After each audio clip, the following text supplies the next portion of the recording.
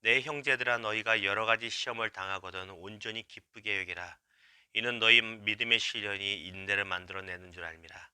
인내를 온전히 이루라. 이는 너희를 온전하고 구비하여 조금도 부족함이 없게 하려 함이라. 아멘.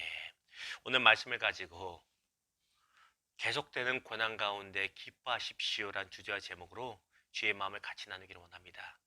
오늘 이 말씀을 사실은 제가 요즘에 설교 세미나를 듣고 있었는데 어제 오늘 본문으로 설교를 이제 평가받는 게 있어요. 교수님들한테. 목회를 그렇게 했어도 또 계속 배워야 되니까 성장해야 되니까 세미나를 듣는데 말씀을 준비하다가 도무지 시간이 안 되고 제 마음이 불편해서 어제 수업을 이렇게 땡땡땡이라고 하나요? 쳤던 그 말씀입니다.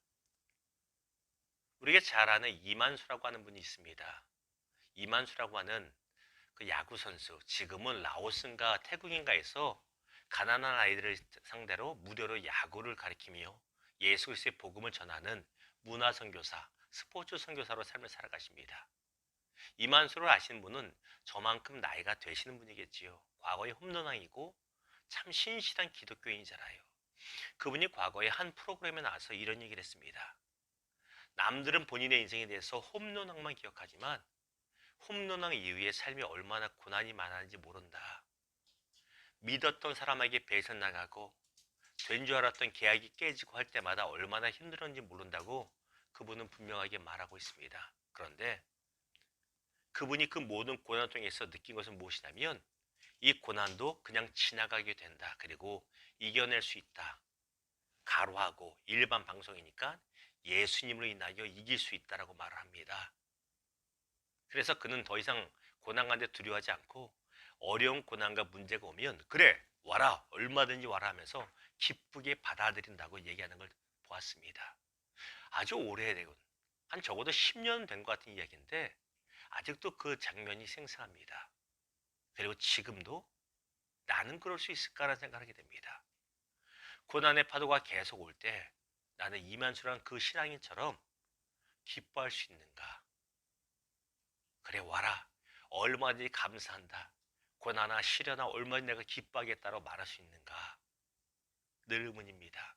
사랑하는 여러분, 저와 여러분의 신앙이 계속되는 고난의 파도 속에서도 기뻐할 수 있고 그 고난의 파도를 가지고 서핑을 할 수 있고 즐길 수 있는 이런 믿음의 사람들 되기를 주님의 이름으로 축원합니다. 자, 오늘 말씀이 그걸 말하고 있어요. 야고보 장로가 예수님의 첫째 동생이죠. 야고보 장로가 그 당시에 어떤 일이 있었냐면 스데반이 순교당했습니다. 배경을 보면. 그래서 사람들이 믿는 사람들이 다 뿔뿔이 흩어지며 두려움 가운데 있을 때예요.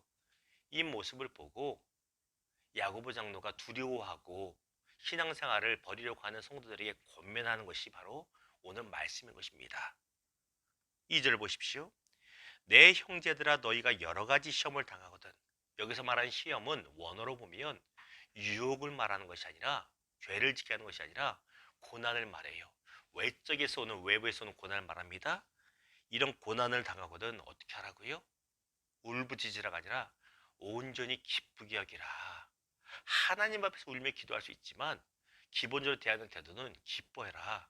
야 고난이 오는구나. 또 기쁘다. 또 다른 고난이 오는구나. 더 기쁘다라고 기뻐하라고 말하고 있습니다. 그 이유가 무엇일까요? 두 가지입니다. 하나는 바로 이 고난이 인내라는 것을 우리 안에 만들어주기 때문입니다. 3절입니다. 이는 너희 믿음의 시련이 인내를 만들어내는 줄 너희가 알미라. 박안선님의 소설 중에 이런 얘기가 나옵니다. 한 학생이 선생님한테 와서 이런저런 얘기를 나눠요. 그러자 선생님이 이렇게 묻습니다. 선생님이 포도주를 만들 때 너희들 뭐가 필요한지 아니? 이렇게 물어요. 아이들이 대답합니다. 포도요, 설탕이요, 소주요. 막 이렇게 대답을 합니다. 그러자 선생님이 뭐라고 대답했는지 아세요?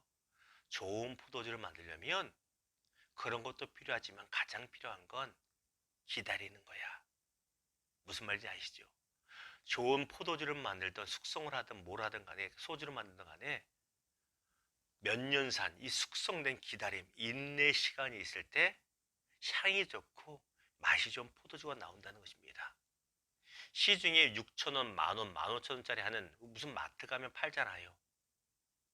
그런 거에 숙성 오래돼 봐야 1년, 2년입니다. 그렇게 써져 있잖아요.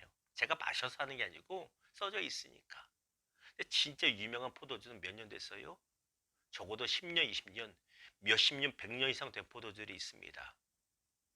기다린 만큼, 인내 시간을 거친 만큼 멋진 작품이 나온다는 것입니다. 이 세상을 돌아보면 명인들이 만들어낸 것, 어떤 마스터들이 만들어낸 것 보면 기다림의 시간이 없이 난 건 아무것도 없어요. 정말 좋은 소설이라든가, 정말 좋은 노래라든가, 오랜 시간 고민하고 고민을 통해서 나온 것들이 정말 대부분입니다. 명품에는 기다림, 인내가 필요합니다. 그런데 우리 삶 가운데 계속되는 고난이 우리 안에 무엇을 탄생시켜줘요? 이 인내를 만들어 준다라는 것입니다. 그래서 기뻐하라는 것입니다. 두 번째, 우리로 하여금 왜 기뻐할 수 있다고 말합니까? 기뻐하라 말합니까? 4절입니다. 인내를 온전히 이루라. 이는 너희를 온전하고 구비하여 조금도 부족함이 없게 하려 함이라. 우리 안에 시련과 고난을 통해서 인내가 생기잖아요. 그러면 여기서 포기하는 것이 아니라 인내고 또 인내고 인내해보라. 그러면 그것이 우리로 하여금 온전하고 구비하여 부족함이 없다. 한마디로 말하면 성숙한 인품과 성숙한 신앙인으로 하나님과 사람 보기에 성숙한 사람, 부족함이 배지 않는 사람으로 만들어 준다는 것입니다.